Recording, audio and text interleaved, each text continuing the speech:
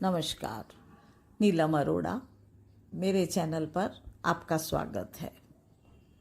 आज मैं आपके साथ एक ऐसी कहानी साझा करूंगी जिससे संबंधित घटना हमारे आसपास घटती रहती हैं।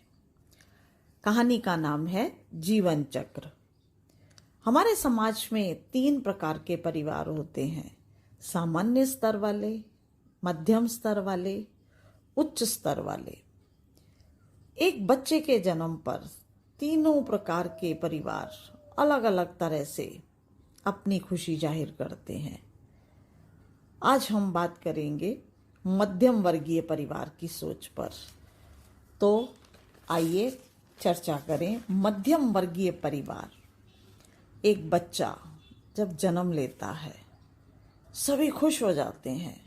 अपनी खुशी को जाहिर करने के लिए बच्चे को तोहफे देते हैं। कुछ लोग तोहफा ना देकर पैसे देते हैं। जब सब लोग चले जाते हैं तो उन पैसों को बच्चों के भविष्य के लिए एफडी बनाकर सुरक्षित कर दिया जाता है। ऐसा मध्यम वर्गीय परिवारों में होता रहता है। जैसे जैसे बच्चा बड़ा होता है उसे माता पिता द्वारा धन का महत्व किसी न किसी रूप में बताया जाता है। बचपन से ही धन एकत्र करने की सीख दी जाती है। जब वह थोड़ा बड़ा हो जाता है तो वो स्वयं ही धन बचाना सीख जाता है। धीरे धीरे वह और बड़ा हो जाता है, नौकरी या व्यापार करने लगता है। मगर धन बचाने की जो सीख उसे बचपन में मिली थी वह उसे नहीं भूलता। अपनी इस आदत की वजह से वर्तमान में न जीकर भविष्य में जीने लगता है। हमेशा अच्छे भविष्य के सपने देखता है। आइए एक उदाहरण के द्वारा समझाती हूँ। रवि एक अच्छी कंपनी में नौकरी करता है। तनख्वाह सैलरी अच्छी मिलती है। मध्यम वर्गीय परिवार से था, मगर आज अच्छी नौकरी मिलने की वजह से उच्च स्तर का पद मिला। उससे वो उच्च स्तर का जीवन जी सकता था। उसकी पत्नी नताशा हमेशा खर्च करने की बातें करती है। उसे घूमने जाने का बहुत शौक है। वह अपना जीवन उच्च शैली में जीना चाहती है। परंतु रवि, जिसे बचपन से ही धन संग्रह करने की, भविष्य के सपने सजाने की सीख मिली थी, वो उसे फिजूल खर्ची समझता है और हमेशा उसे ये कहकर टाल देता है, भविष्य में हम अपने सपने ज़रूर पूरे करेंगे। जब हम 60 साल के होंगे तब हमारे पास इतना धन होगा कि हम दुनिया की सैर बिना किसी चिंता के करेंगे। बस इसी ख्याल को दिमाग में रखकर वर्तमान में धन जोड़ने में लगा रहता था। देखते ही देखते पति पत्नी ने बुढ़ापे की ओर कदम रख लिया। उनका बेटा अब बड़ा हो गया था।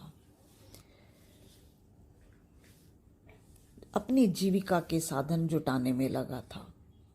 रवि और नताशा ने एक दिन अपने अतीत को पलट कर देखा तो वो खड़ा मुस्कुरा रहा था और कह रहा था, तुमने अपने जो दिन इस धन को जमा करने में गंवा दिए, अब उसे खर्च करने का समय आ गया है।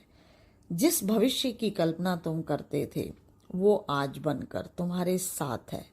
अब तुम आज़ाद हो, न काम की चिंता, न बच्चों की जिम्मेदारी। अरे ये क्या कह रहे हो? अभी तो बच्चों की जिम्मेदारी है। जब तक वो अपने जीवन में कामयाब नहीं हो जाते तब तक माता पिता की ही जिम्मेदारी है।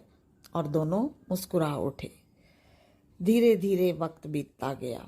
नताशा आज भी खुली आंखों से सपने देखती रही, मगर रवि उन सपनों को पूरा करने के लिए समय की प्रतीक्षा करता रहा।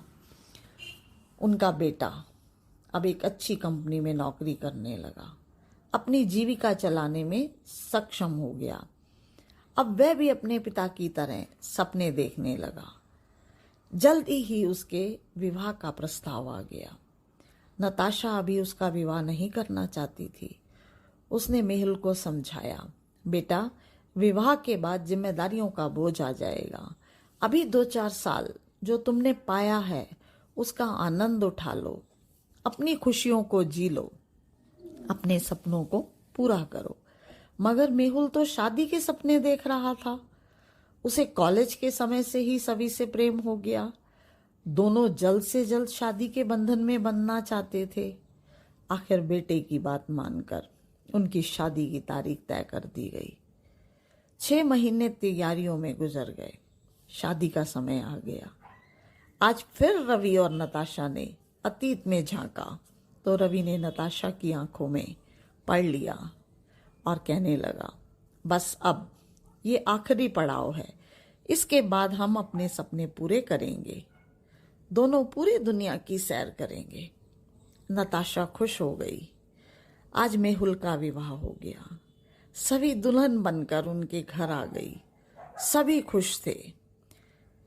पर कहते हैं खुशियों वाले दिन बहुत जल्दी गुजर जाते हैं। इसी तरह 1 महीना गुजर गया। मेहुल और सभी दुनिया की सैर करना चाहते थे।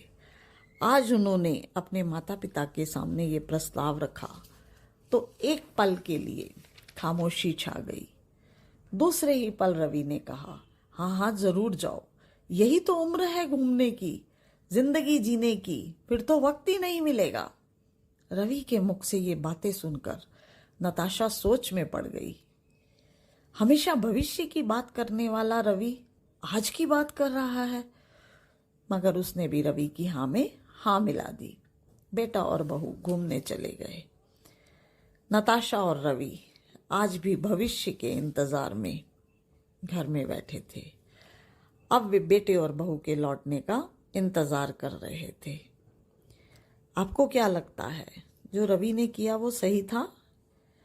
क्या वे अपने सपने पूरे कर सकेंगे या बेटे और बहू के सपनों को पूरा करने में उनकी मदद करेंगे?